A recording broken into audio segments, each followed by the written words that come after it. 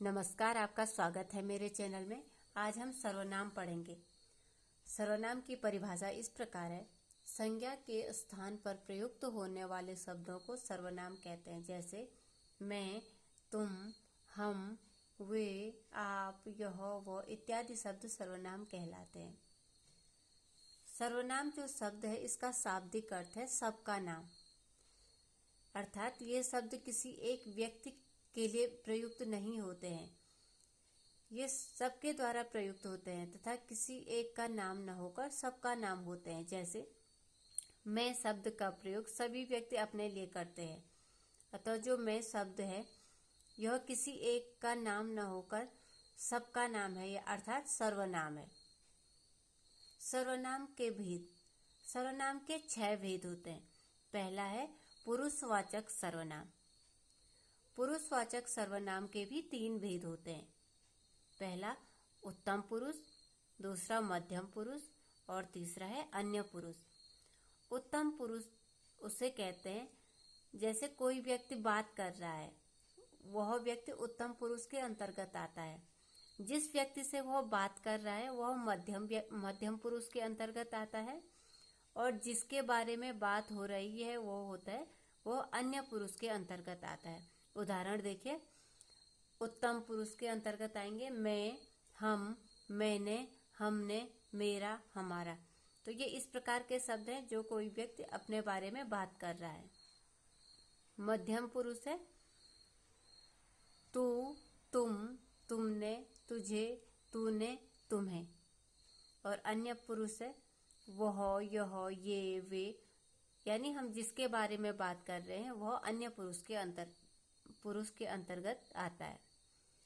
दूसरा है निश्चयवाचक सर्वनाम।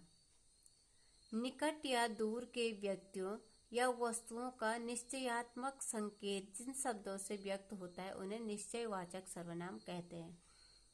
यानी जिन शब्दों से किसी बात का निश्चय हो रहा है वो शब्द निश्चयवाचक सर्वनाम कहलाएंगे। जैसे यह मेरी पुस्तक है, वह उसकी पेंसिल है। तो यहाँ पर जो यह वह शब्द हैं यह निश्चयवाचक सर्वनाम के अंतर्गत आएंगे। तीसरा है अनिश्चयवाचक सर्वनाम। निश्चयवाचक सर्वनाम का ही विपरीत अनिश्चयवाचक सर्वनाम हो जाएगा।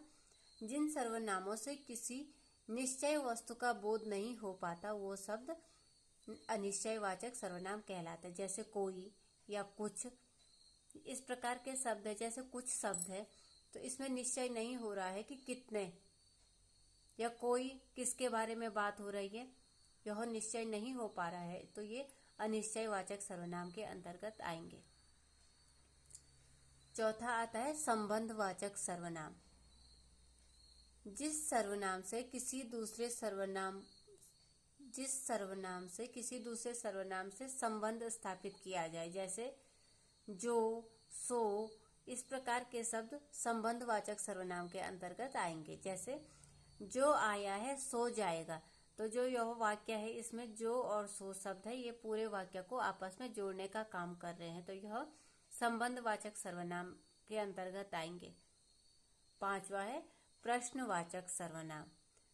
नाम से ही पता चल रहा है, प्रश्न करने के लिए प्रयुक्त होने वाले सर्वनाम शब्दों को प्रश्नवाचक सर्वनाम कहा जाता है। जैसे कौन आया था, प्रश्न कर रहे हैं कौन आया था, वह क्या कर रही है। अंतिम है निजवाचक सर्वनाम। निजवाचक सर्वनाम है आप। यह अपने आप या स्वयं के लिए प्रयुक्त सर्वनाम है। जैसे उदाहरण देखिए, यह काम मैं आप ही कर लूंगी, यानी कोई कार्य है इसको मैं अपने आप ही कर लूंगी। तो यहाँ पर जो आप शब्द है यह निजवाचक सर्वनाम के अंतर्गत आएगा। जो आप शब्द है यह पुरुषवाचक सर्वनाम के अंतर्गत भी आता है। जो मध्यम पुरुष है इसमें आप भी आता है। तो वाक्य से हम पता कर सकते हैं कि निजवाचक सर्वनाम के अंतर्गत आएगा या पुरुषवाचक सर्वनाम के अंतर्गत। जैसे आ रहा है यह काम मैं आप ही कर लूंगी, तो आप स्वयं के लिए प्रयोग हो रहा है आप शब्द, कि यह काम मैं अपने आप ही कर लूंगी, तो यह निजवाचक सर्वनाम के अंतर्गत आएगा। और आप कल आ जाना, तो यह मध्यम पुरुष के अंतर्गत आएगा। आपको वीडियो कैसा लगा? अगर वीडियो अच्छा लगा तो वीडियो को लाइक कीजिएगा और चैनल को सब्सक्राइब कीजिएगा। धन्यवाद।